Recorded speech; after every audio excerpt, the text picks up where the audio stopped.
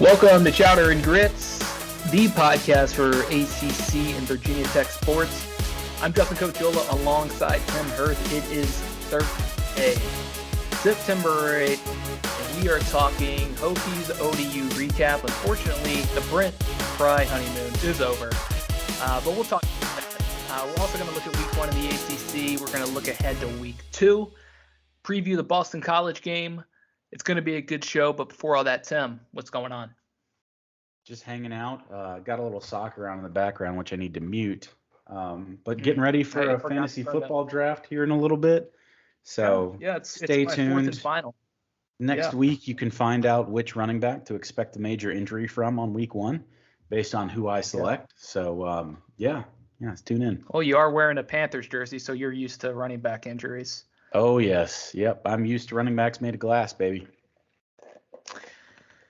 Yeah, I'm looking forward to week one. My brother's coming into town. We're going to the Titans Giants game at Nissan Stadium on Sunday. So pretty jacked up about that. It's going to be a good season. Confident in the Titans. Confident in the Packers. We'll see what happens. It's going to be a fun one. I'm excited to see what Aaron Rodgers does without Devontae Adams. I'm curious. I mean, he's going to ball out because he's Aaron Rodgers. Yeah. But I do think the Packers go run heavy this year because they've got two really good running backs. They do. That they have in their arsenal, and we'll see what happens. I mean, not having Devontae is going to hurt. I mean, it would hurt any team, but it's not like, they don't know what life without Devontae is. He's been hurt a few times over the years, and they've done just fine without him. But it will make it more challenging. No doubt. Looks like Romeo Dobbs is looking like a first ballot Hall of Famer in camp. So what more could you ask for? Well, we know how that turns out based off of rumors that were coming out of Virginia Tech's camp. So we'll wait and see until we want to anoint that. But let's not start with Virginia Tech. I don't want to start on that note. Let's just talk about week one of the ACC in general, Tim. So really kind of the week one, shouldn't say the season because of week zero, but week one got kicked off with Pitt, West Virginia.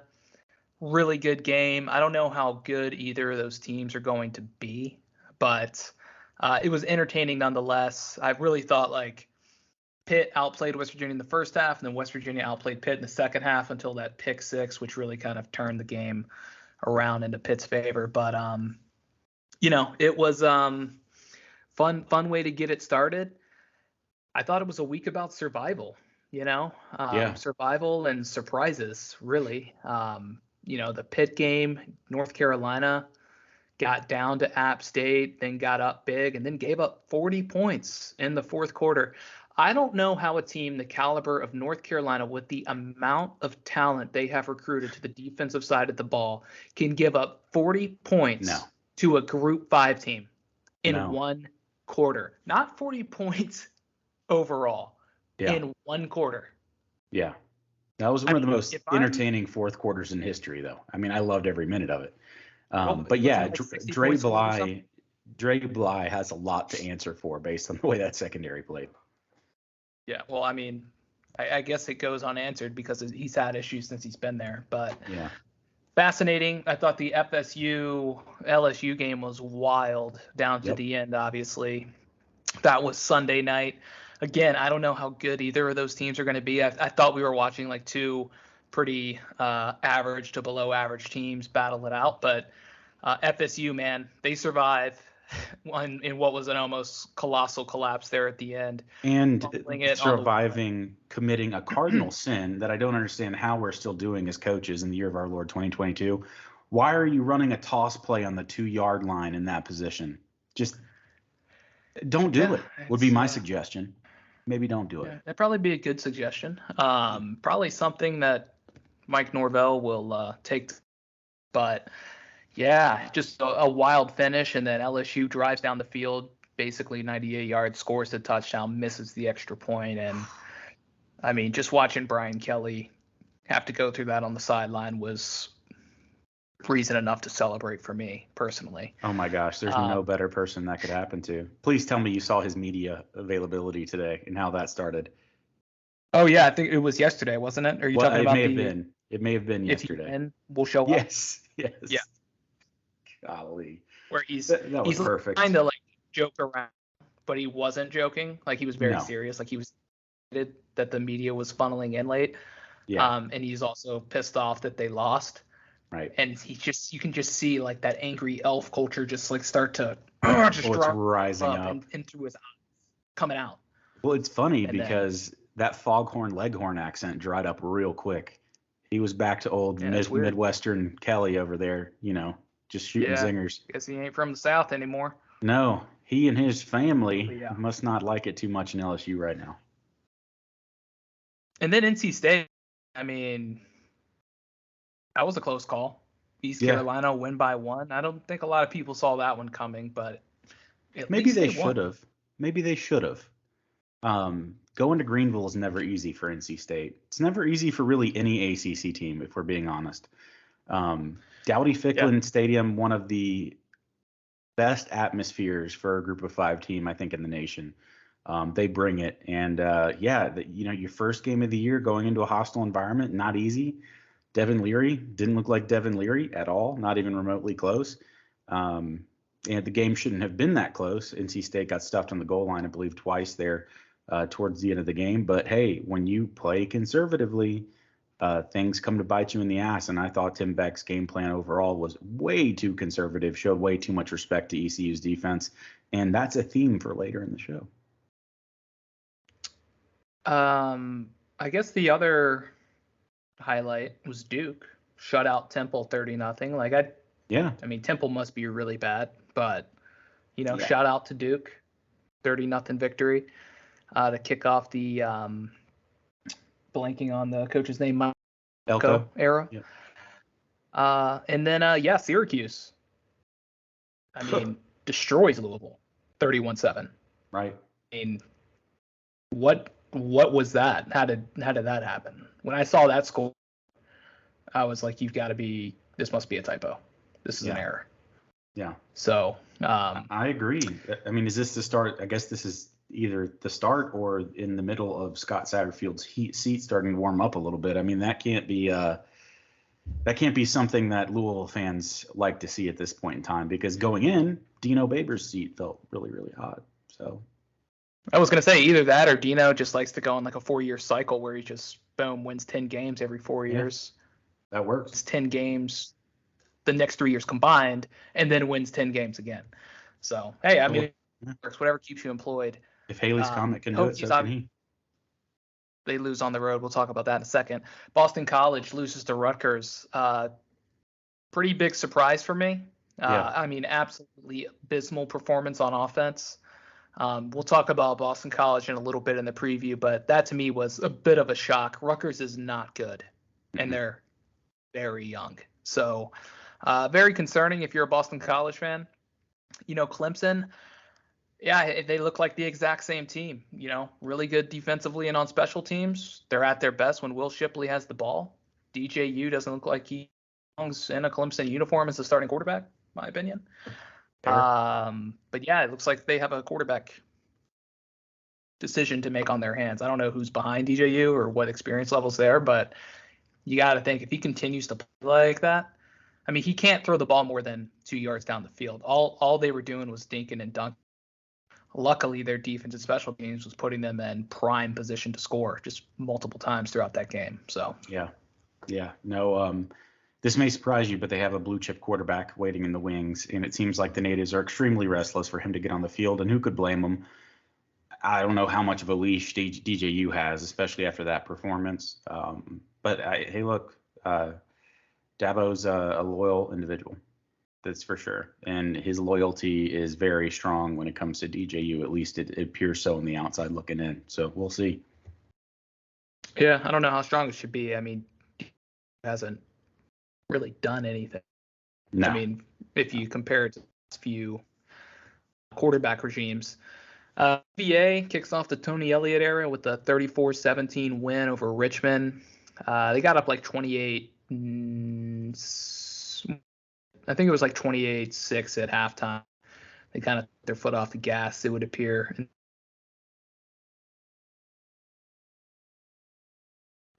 Got into Miami, put up a 70 burger against Bethune-Cookman. So Frank Gore Jr. and what's his name, Tyler Van Dyke, just kind of ripped it up. So that was the ACC. I mean, really, the recap sounds a lot like last season. That was my takeaway from the weekend. It feels like the ACC is the exact same conference with the exact same teams and the exact same expectations. So it'll probably be Clemson's last man standing at the end. It won't be pretty, but they'll get there. So so I guess we should stop avoiding it. Virginia Tech, Old Dominion. Not the start you wanted. And I mean, honestly, it was just an ugly game. It was hard to watch. It was. I would definitely say the Brent Pry honeymoon. They got back to shore, and they found that somebody had $150,000 in student loan debt, and now the arguments are starting. But I mean, I think for me, what happened is kind of like we said, it's you don't want to open on the road against a team like ODU. No. To add insult to injury,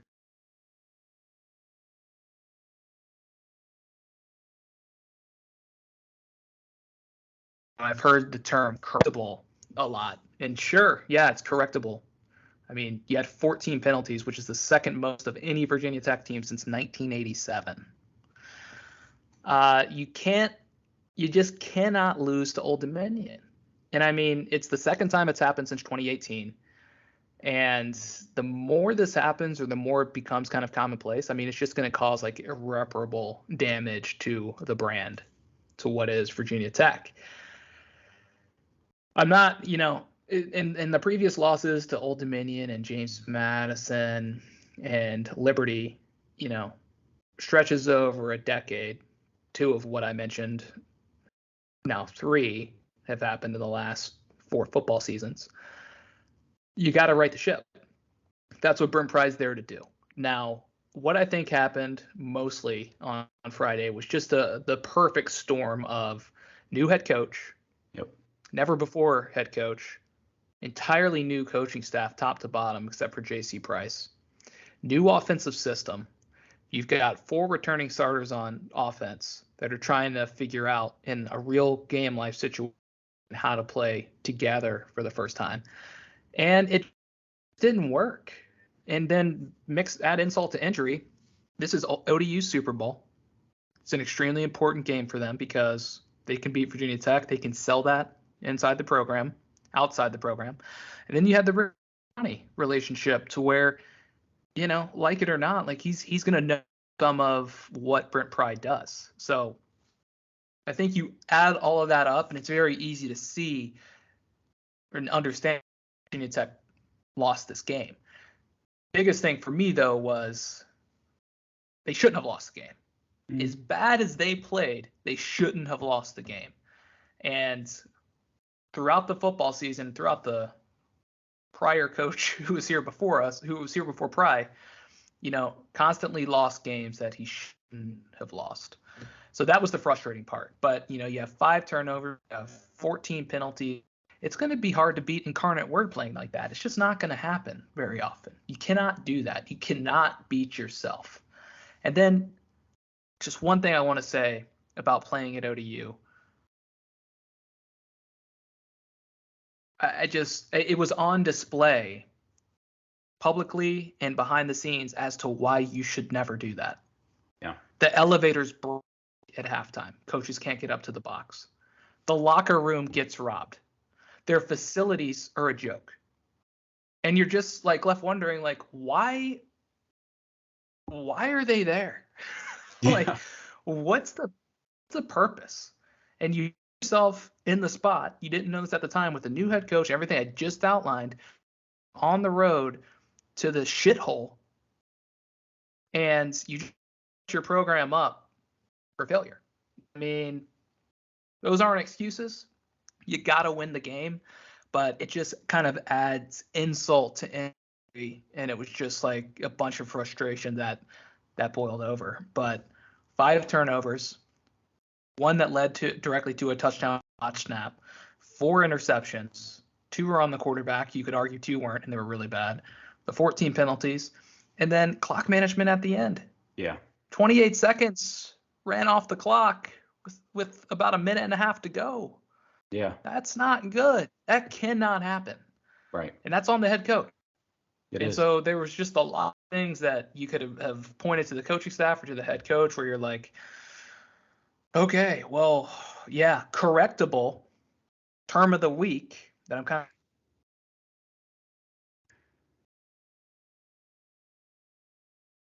But, I mean, it needs to be corrected and never happen again. Like, just mistakes that cannot happen. Right. Yeah, I mean, I don't want to be positive Polly over here and try to pull a silver lining out of nothing. But you're correct on all fronts. I mean, the offensive line looked like an offensive line that was learning a new system and hasn't gelled. The wide receivers created 0 separation against ODU's corners, and that should concern you greatly. I think that was one of my biggest concerns going into the season was that wide receiver room. When you look at, walk-ons at the top of the depth chart, maybe athleticism lacking in that room a little bit. That being a worry, becoming a reality at ODU. And then you get to the point where, you've got so many penalties you can hardly see straight. That is what makes this loss frustrating, is how winnable it was. However, the longer that I've had to sit on this, you don't just change culture overnight. This culture has been building and brewing in this program for 3 to 4 years, this losing culture, specifically losing to teams of ODU's caliber.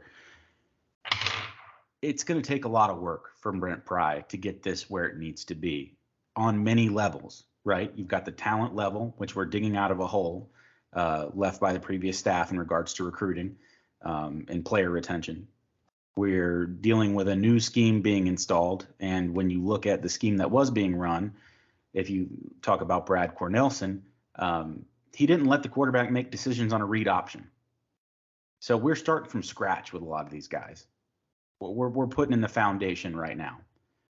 It may have been a little naive of us to go in there and expect to dominate the football game. I don't think that this roster is in a position where they're going to be dominating hardly anyone this year.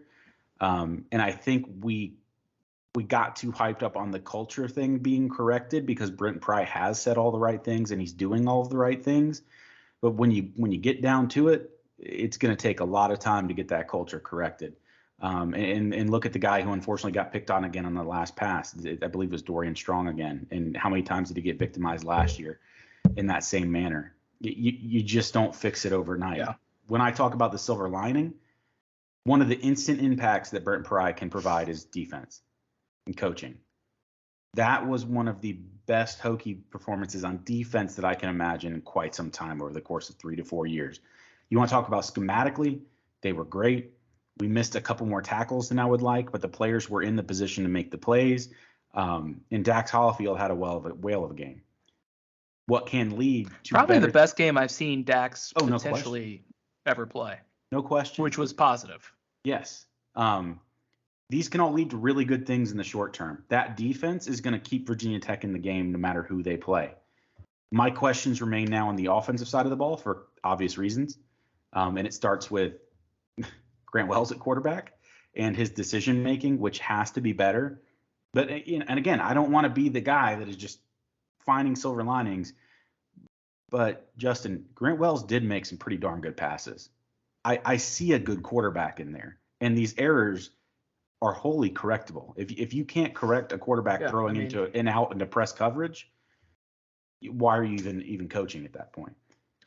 I mean, Brett Favre was a good quarterback, one of the greatest of all time, NFL record for most interceptions in a career. So I think the thing with Grant Wells is he's proven that he throws interceptions. Yes. He's played 24 games in college football. He's got 26 picks. We've known so that's just something that we're going to have to deal with, you know? So he's going to turn the ball over. That's fine. But he does have to be more consistent. What I didn't understand was, I think it was the first 2 interceptions. I've lost track of the order. But I mean, they were just so off the radar of to who it could have possibly been to. I mean, you could argue like, oh, maybe a receiver ran the wrong route.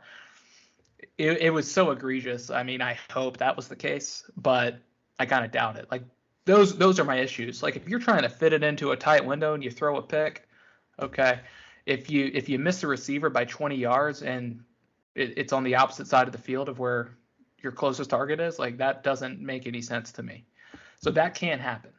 But to your point, defensively, thought the team looked really good. To lose a game and only give up one defensive touchdown is hard to swallow. The fact that defensive touchdown came with basically, less than 90 seconds in the game remaining, even tougher to swallow. Yeah. I think that was the hardest thing because like you just felt like when ODU got the ball, you're like, here we go again. I know how this story ends. And again, that has nothing to do with this coaching staff, but that's just what has been going wrong inside of this program for the last decade plus now. So It's just frustrating because the team should have won the game. The defense played really great for the most part the entire game. They only allowed 2.5 yards per rush. But then when they had to step up and stop the other team, they couldn't do it. Right. That throw that Wolf made at the end on the play that Strong got beat on. I mean, I watched it like 7 times. I'm like, how did this happen? Like he got absolutely annihilated, throws up a prayer, and it just hits the receiver. It's just like, again, it goes back to the Super Bowl. Things like that happen when you're a team that has nothing to lose. And it's just like, it just didn't break for the Hokies on Friday night. And that's it. I mean, it just didn't break. You turn it over 5 times, you have 14 penalties. Yeah. You're going to lose. And so that's just kind of what happened. That's my takeaway. Like, I don't really have anything else to say about the game. I thought Keyshawn King played really well. We should mention his name. Please do. He was like the lone bright spot for me offensively. Yes, I thought there were some things that Wells did good. I liked his ability to get out of the pocket, but for me, the biggest thing was Keyshawn King and what he brings to the offense, both as a runner and as a receiver, too. He made some nice plays in the passing game. And I thought Blumreich provided a nice spark at the end, too. Yeah. Which I think it was the only time he got on the field was when we're trying to throw Hail Marys. And he probably made the catch of the game, but he got hit out of bounds. So before we move on, I wanted to kind of get your thoughts on Tyler Bowen's offensive game plan. What did you think? Because I've got a pretty firm takeaway, at least the best takeaway I think you can with one game of film to look at. But what was your thoughts on what Tyler Bowen was trying to do offensively? Well, I mean, I thought they started pretty conservative. And I think that was probably their plan to do that for the majority of the game until they couldn't really do that anymore. I would have liked to have seen it a little bit more balanced, I guess. I mean, I didn't really know what we were doing with Wells. Like, it just seemed like the passing game was kind of all over the place about what the approach was there. So that was probably my biggest takeaway. I thought we did well running the ball. I like some of the calls that we made for Wells, but like there just didn't seem to be any rhyme or reason to what we were trying to do against them from an aerial perspective. And that was my takeaway. And here's I'm not going to cast aspersions on Tyler Bowen's first game. I'm not going to say he's a bad offensive coordinator or anything remotely close to that. What makes me curious is we knew what kind of quarterback Grant Wells was coming into this, right? Aggressive gunslinger. We knew that. If we are going to continue to run a conservative ball control offense with a limited vertical passing attack, why are we starting Grant Wells? Why not start a game manager? I mean, he's probably the best option at this point. Like, is he? I mean, because to me, you get a game manager in there and you're looking at a better situation, because the one thing that can kill that game plan is turnovers. If you're not going to let the guy throw the ball, I don't know why he's back there. I mean, to me, it would make more sense to have a game manager quarterback that could keep drives sustained, make the short and intermediate passes that you want, but not kill you with mistakes. And to me, it looked like that was our game plan offensively, because outside of that vertical shot to Caleb Smith in the first quarter, we really didn't go back to that well. And that's what I want to watch for moving forward is, are we going to see an evolution of this offense to be tailored around Grant Wells's good traits? And he has many good traits. Or are we going to see a reductive, conservative, game management type offense? And if that's the case, I'm not sure we're running the right personnel at quarterback. But then again, we're not going to know anything right now. That's not me saying I know anything right now. I just didn't see the personnel lining up with what we were trying to do on the field. I would have loved us to have been more aggressive with a guy like Grant Wells who can really push the ball. Yeah, I think it's tough in week one, especially when you're playing an opponent that you probably had a pretty reserved game plan for, that you then had to kind of change course rather quickly. So it's tough. I mean, teams are going to evolve. They're going to adapt. I think, too, like the receiving core isn't quite 100%. True. Caleb Smith got banged up. So, and you've just got a bunch of young guys and guys that are new to the offense. So I think these guys just need some time. I mean, honestly, like, I wish they were playing like Rhode Island or something.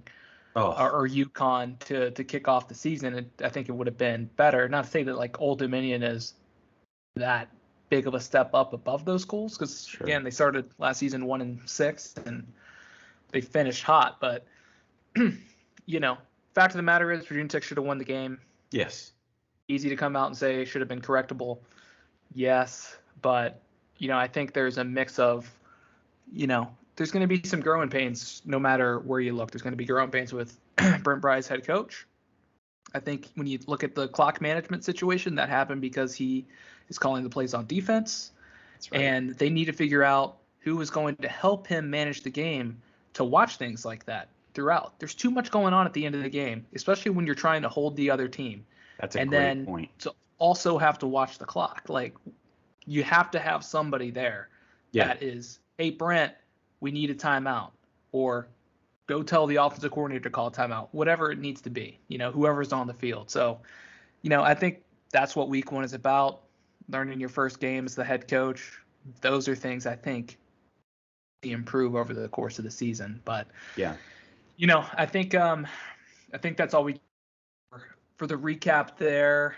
Let's move on. Boston College. Interesting matchup. I think coming into the season, I felt worse about this matchup. Now I think it's a straight up 50-50. Oh, yeah. Let's see what happens. Personnel Hokie, Breon Murray is back from his suspension, so it's assumed he will play in some capacity this week. Jalen Holston has officially been knocked down to number 2 behind Keyshawn King on the depth chart. He's also kind of dealing with an injury right now.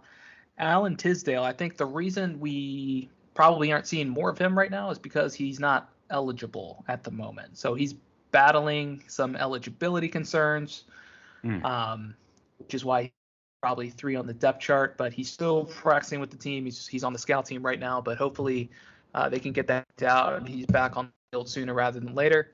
And then Caleb Smith, probably the biggest thing to note here is game time decision, most likely, just based off of what I've read and heard.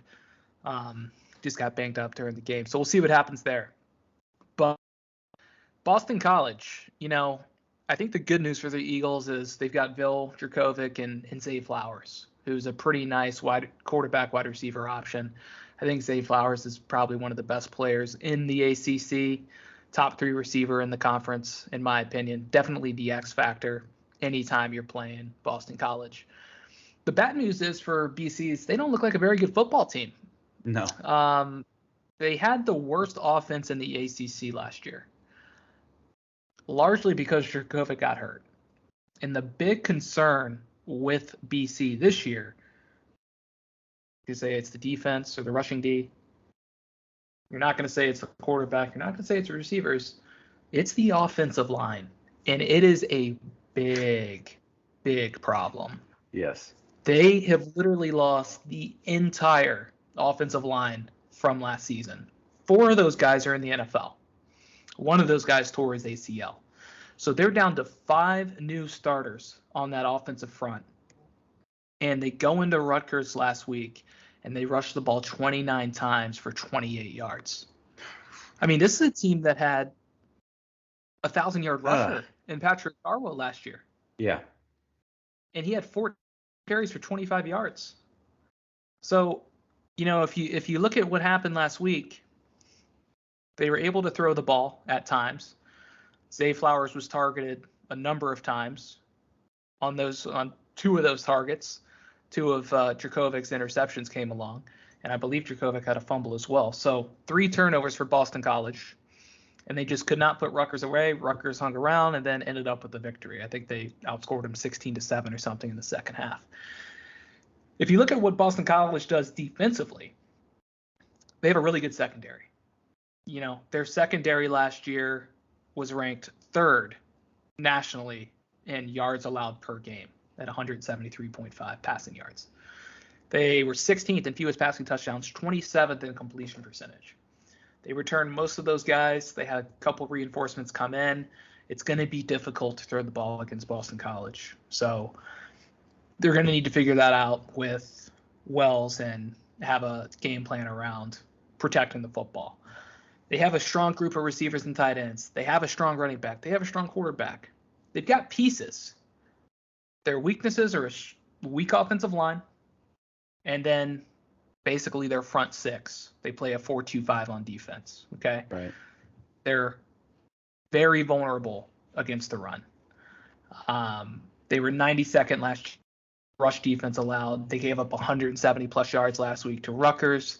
If you look at what Virginia Tech did last week, if you take away the 54 yards they lost on the botched snap, again, I don't know why that counts as rushing yards. Ridiculous. But they would have had about 190 yards rushing. And then Boston College as well ranks 96th in sacks last year. So it's week 2. You're going to look at some of those last year statistics. They've got a lot of returning guys. We saw a very conservative game plan against Rutgers as far as the defense goes. You know, the back end of the defense held up. You know, I think they gave up 110 yards passing, which is a recipe to win. So it's an interesting group here. I think the other thing on offense to keep in mind is a change at offensive coordinator. They've also got 3 new assistants there. Frank Signetti went to Pitt. They've got John McNulty, who comes over from Rutgers, believe it or not. Likes to run a lot of RPOs, a little bit of spread. So it'll be interesting to see how you got a new offensive system in there, new coaches, no offensive line. You got a bunch of skill guys on offense. You got a decent quarterback, but you got no offensive line. So that's kind of my gist on Boston College. You got anything to add there? No, I think you nailed it. I just think when you say no offensive line, going back, I was watching that game live. It's almost impressive how poor they looked. But when you consider what they're doing and what they're working with, I get it. I don't expect much of an improvement on the offensive line from them, but it's hard to say that it could get worse based on what you saw in regards to opening up holes in the running game. And with the team that is structured like Boston College is structured, without a running game, it's hard to see them sustaining much success on offense. So on its head, you know, from a matchup perspective, when you talk about strength versus weaknesses, right now, Virginia Tech's defense bottled up a very good, I would say not very good, but relatively good, especially for the SBC, Southern Belt Conference, not Southern Belt, Sun Belt, the Sun Belt Conference. ODU was an effective rushing team, very effective. Yeah, they had an 1,000 yard back. Yeah. You couldn't tell based on watching that film. Mm-hmm. We felt very comfortable in the run game. You've got stoppers in the middle. Dax especially is good in the run game. And scheme-wise, you've got an advantage here because Pry knows what he's doing, especially when it comes to creating creative blitzes to get at the quarterback, to create pressure, to create havoc. That offensive line is going to have its hands full with Virginia Tech's defense. So matchup-wise, this looks great on paper for us. I'm scared to really commit to it and say full send Virginia Tech's going to win by multiple scores. But the recipe for that result is here right now. It's here. Yeah. Yeah, I mean, honestly, I don't know how dangerous we even look on paper at this point. I don't think the paper tells you much about Virginia Tech right now, right? But, I mean, kind of back to what I mentioned about the ACC, BC, other than that offensive line, looks very similar to kind of what they looked like last year. And they were a team that was very up and down last year because they started 4-0, Dracovic got injured, lost a bunch of games, came back. Dracovic wasn't very good at the end of the season. So, it'll be interesting to watch. I mean, each team has a fighter's chance. I think some of my keys to the game, I mean, it's not going to surprise you based off of what I just gave you on Boston College there. They're going to need to run the football. You know, as mentioned, that's the weakness of the BC defense. They're going to have to attack it, especially after that performance from Wells. You're going up against one of the better secondaries, maybe the best secondary in the ACC. This is not the time to test based off of how last week went, in my opinion. So It'll be interesting to watch the game plan. Maybe they work in some more Connor Blumrick. I think they need to get him on the field more. I didn't understand why he wasn't on the field more last week, but so run the football. Hopefully Keyshawn King can build off of that. Yeah. The other thing on the flip side is I think we may see Pry blitz on 100% of the snaps because he should. This offensive line is so uneasy, and I think he's going to want to come after Dracovic. I think based off of how the team performed last week against the run and how Boston College performed in the run game, Tech should feel confident that they're going to be able to slow that down. So what does that mean? Next key, last key, contain Zay Flowers. You cannot let Zay Flowers beat you. And he always seems to burn Virginia Tech for 1 or 2 touchdowns whenever they play. And he's the game breaker of this offense. Virginia Tech's offense, I don't know how many points they're going to put up, but they can't afford to give up too many touchdowns. No. He's going to draw the most attention, and hopefully they can pressure Dracovic enough to where they take Flowers out of the game, and they got a plan for him in the back end. But those are my 3 keys. I think it's pretty straightforward, cut and dry. I don't think this is going to be a pretty football game. I'm excited it's at night. I'm very into night games at this stage of my life. It gives me more time to watch it and less distractions. Right. But, penalties are going to have to come down. Yep. Boston College only had 4 penalties last week. So even with all those new faces on the offensive line, they weren't hurting themselves with penalties. They did have 3 turnovers, though. So, both teams, I think, have some things to work on. I think it's a major personnel issue for Boston College, which is going to be more difficult to overcome. Virginia Tech has their own personnel issues, but it's more in the back end and that 2 deep, not so much front line. So to me, that gives the advantage to the Hokies. But what I will say, Tim, as far as my prediction for the game, and then we'll jump over into our ACC pick'em. I'm not going to pick Virginia Tech to win until I see it with my eyes. Fair. I was surprised they were favored. They started the week at 3. I think it's down to 2.5 now per FanDuel.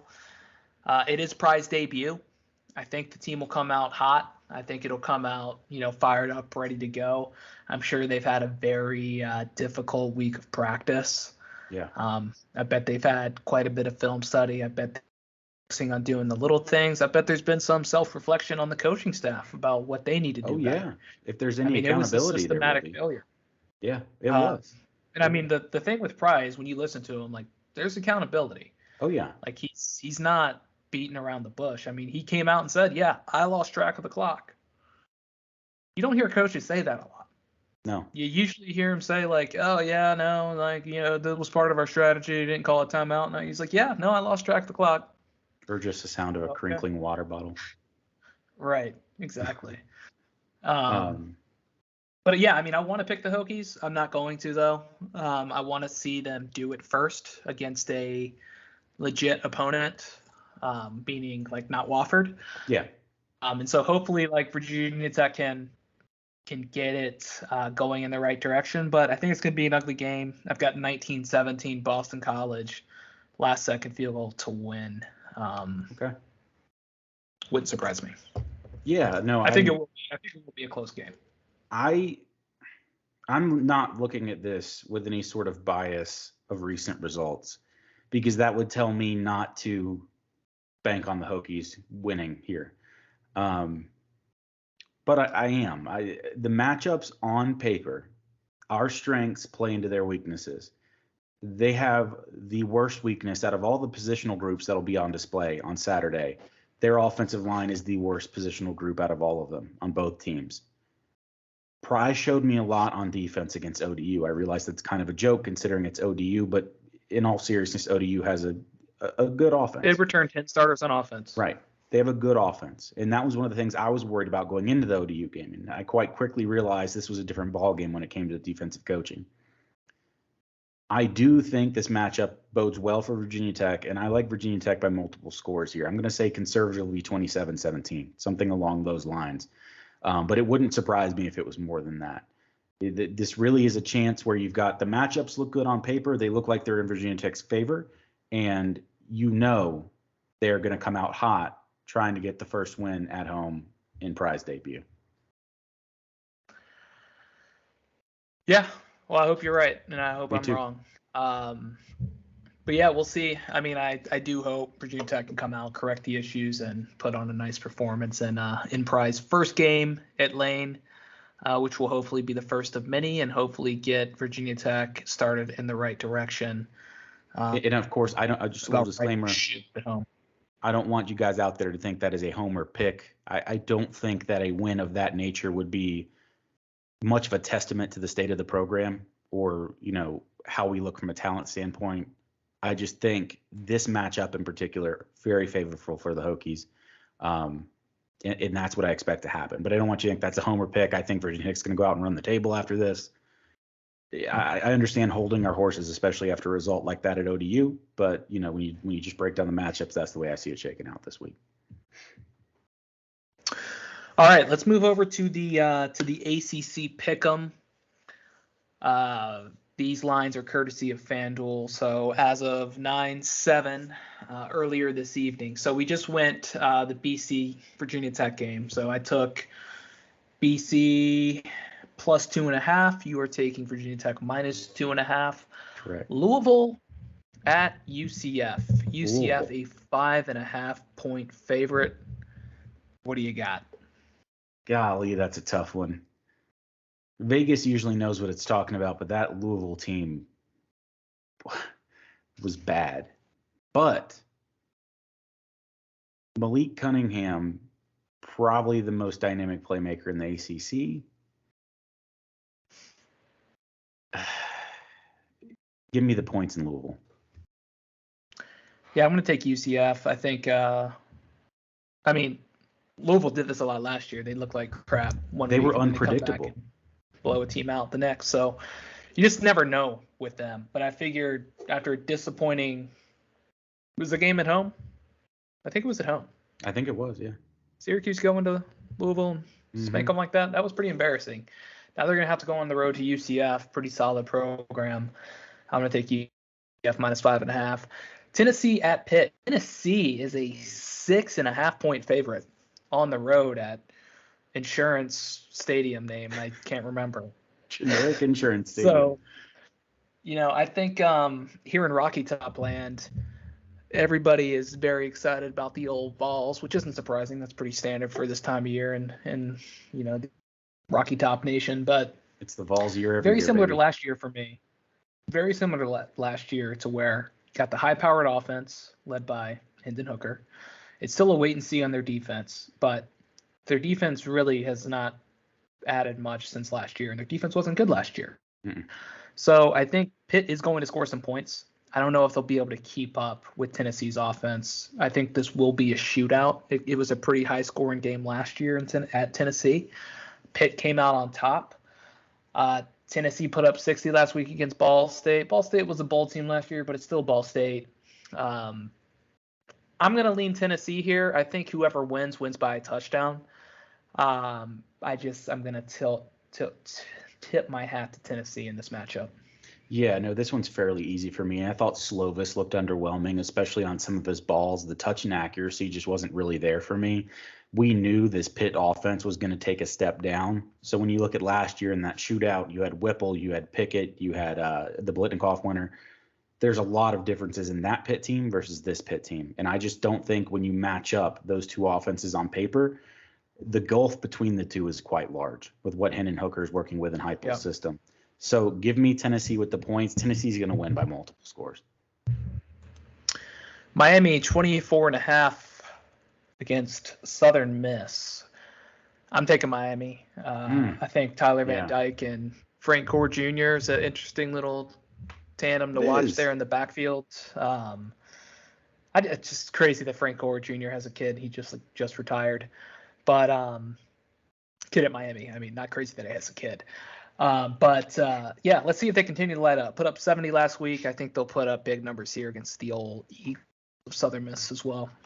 Yeah, that's a tough one because, it's a large spread. I saw Southern Miss play last weekend, and they looked good. They look a lot better when they use that retro logo that they've trotted out on their helmets. They were in all yellow last week.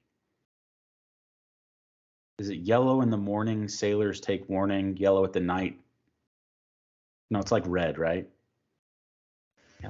Red sky. It's red sky. It's irrelevant. Here's what I'm saying. Red sky. Wore yellow pants, yellow top last week. I'm taking Southern Miss in the points, but it won't be a close game. Wake Forest, Vandy. Wake Forest is a 11.5 point favorite coming to Nashville, Tim. My stomping grounds. Should go see the game. Vandy quarterback Mike Wright. He led the nation in passing touchdowns coming into last week. Of course, he played in week 0. So just fun stat out there for you Vandy fans. But new coaching staff at Vandy, maybe not the ultra pushover they once were. Yeah. Games worth keeping an eye on. I think that 11.5 spread was a little bit less than I anticipated, but I think I'm still going to lean Wake here. Yeah, it's tough for me, right? So it's Hartman's supposed to play this week, correct? I don't know. Is he? I know I saw he was eligible to return to football activity, but I don't know how quickly / what kind of rust level we're going to be dealing with. I think Clark Lee is going to bottle Wake Forest up. Yeah. Okay. I mean, if he is, I like my pick even more. But yeah, I know you do. Give me Vandy in the points on that one. I just, I don't know. I shouldn't make that pick, but I'm going to make that pick because I'm reckless. Yeah. There's a lot of kind of like weird games this week, like Northwestern Duke. It's a 9.5 point spread. But why does Northwestern always play Duke? They play every freaking year. Is this a rivalry I'm not aware of? But, I mean, they're two educationally focused institutions, so I don't know. Maybe smart. I don't know. It's who knows? Right. So yeah, my I'm going to go scores better than yours, Bull. Northwestern, opened up week 0 with the win over Nebraska. Riley Leonard looked good for the old Blue Devils last week. 328, 2 scores against Temple. Of course, Duke won 30-0. Obviously, Northwestern, I think, is a better opponent than Temple. I expect Duke to struggle on the road. I'm going to go Northwestern. Yeah, you're making the right pick there. I think Kalinsky looked really good for Northwestern in a way that maybe not everyone expected. In a conservative way. He's a bit of a game manager, made some passes. They've got a good running game and one of the best offensive lines, I think, in the Big Ten, surprisingly. I don't expect big things out of Northwestern this year. I think they're a 4-5 ball club, but hard to read into the tea leaves on what Duke did to Temple because Temple is one of those programs that could be sneaky, absolutely terrible this year. So I'm going to also take Northwestern on that matchup. Interesting line between UNC and Georgia State, 7.5 points. Wow. It's a surprise. I mean, it's a surprise. I'm gonna go Tar Heels. But I mean, they did score 63 points last week. Thing is, they gave up 61. Yeah. Drake May looks like he's gonna put up some big numbers. He's already got 9 touchdowns. The problem with UNC isn't the offense; it's their defense. It's probably the worst defense in the ACC, maybe in the Power 5. Oh, I would agree. Possibly the country. Somehow. That's how bad it is. With many blue chip players. With many blue chips. Yeah. Also, May leads the team in rushing, which I think after 2 games isn't a great not what you want from your quarterback, especially not when Lamar Jackson quarterback. I'm going to go UNC, but that line has me awake. Well, look, the Sun Belt Conference will get at you. You know, as we found out, as UNC found out last week. Georgia State, sneaky athletes. You know, I can't remember who they were playing last week, but they were fairly competitive when I was watching the game, and it was, you know, a bigger opponent. UNC, just hard to describe how bad that secondary is. So give me Georgia State on that one. I'll take Georgia State in the points, and more so because I'm hoping Mac Brown loses. Illinois, UVA. Illinois is a 4.5-point favorite. Tommy DeVito, former Syracuse quarterback, is now leading the Illinois offense. Has 4 touchdowns so far this year. Don't really love either team here. Don't really know what to expect. I didn't think UVA looked super fantastic against Richmond last week. Richmond is a upper-class FCS opponent, but you know, they do have Brennan Armstrong. I think I'm going to go UVA though. I'm going to go in with the stronger quarterback. I think Brennan Armstrong is a better quarterback than Tommy DeVito has ever dreamed to be. And so for that reason, I'm just leaning UVA. I'm never ever putting any sort of bet on a team headmanned by Tommy DeVito. Money on UVA there. UVA in the points. And last game with the spread this week, Syracuse 23.5 over Connecticut. I mean, I'll just say it. The Huskies are terrible. Jim Moore's there. He's trying to right the ship. Orange coming off a big 31-7 upset. You know, does Dino have this team rolling in the right direction? Are the Oranges, are they going uphill or are they going downhill? I don't know. You beat UConn big. I think it's possible for another week. I'm going to go Syracuse minus 23.5. No, give me the Fighting Jim Moras. UConn played well in their week 0 matchup. They've got an injury at quarterback, I believe. It's a regional rivalry. It brings out spooky times. So go ahead, give me the Fighting Jim Moore Juniors. Yeah, done. Okay. Love it. We are very different this week on our picks, so it'll be interesting to see how those shape out. So, that's good. That's good. But yeah, that's our show. All right. That's our show. That's all we've got here for week 1. You know, better luck to the Hokies this week. We'll see what happens in the ACC. No major, you know, primetime matchup to look out for, but I think this is where you start to see teams start to figure it out a little bit in week 1, week 2. You start to see some identities start to evolve, and then, you know, habits. Are they going to get worse or are they going to get better? So we'll find out soon. But Tim, any final words before we sign off? No, just everybody hang in there with Coach Pry and the boys. I know it's really easy to throw a lot of shade at Brent Pry out of frustration. I saw some pretty disappointing stuff on the timeline. But just remember, Rome wasn't built in a day. No, it sure wasn't. But yeah, I think it's kind of crazy to pull the trigger so quickly on a head coach, especially with everything that goes into that. But yeah, let's right the ship. Let's watch the Hokies take down Boston College at Lane Stadium. Brent Pry's debut. It's going to be a fun game, and I'm looking forward to it. But until next week, go Hokies, go ACC, and see you guys later. Adios.